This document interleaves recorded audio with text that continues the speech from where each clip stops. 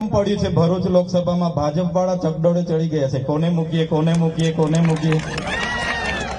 એમને ખબર છે ભરૂચમાંથી એમનો ગરબો હવે લોકસભામાં ઘરે જવાનો છે। ભરૂચ લોકસભા આમ આદમી પાર્ટી જીતે છે। આજે બી તમે લખી રાખજો આજની તારીખ। આ તમારો આદિવાસી સમાજનો દીકરો કહે છે ભરૂચ આજની 18 તારીખે 18 ફેબ્રુઆરી આજની તારીખે લખી રાખજો નરેન્દ્ર મોદી મારી સામે ઉમેદવાર હશે કે રાહુલ ગાંધી હશે કે મુમતાજ પટેલ હશે, ભરૂચ લોકસભામાં ચૈતર વસાવાને રોકવા વાળા કોઈના તાકાત નથી કે ચૈતરભાઈને જીતતા રોકે।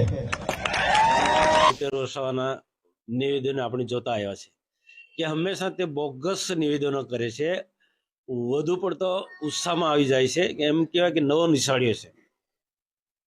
ચૈતર વસાવા હંમેશા એક ધારાસભ્યની સીટ જીત્યા પછી એવું સમજે છે કે ગુજરાતમાં કે આખા દેશમાં આ પાર્ટી ખૂબ મજબૂત છે, પણ એ ભૂલે છે આપ પાર્ટીનો હવે ધીરે ધીરે ધોવાણ થતું ગયું છે।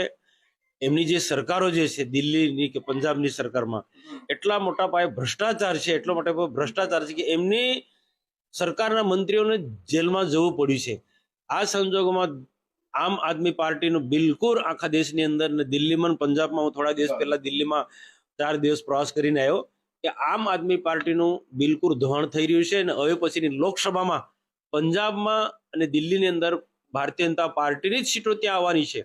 હવે ચૈતર વસાવાનું જે સ્ટેટમેન્ટ મેં સાંભળ્યું કે નરેન્દ્રભાઈ મોદી અહીંયા ભરૂચ લોકસભા લડવા આવે તો પણ હું અથવા તો પ્રચારમાં આવે, જે સ્ટેટમેન્ટ એની રીતના કર્યું पर एक नंबर मूर्ख समझू छू।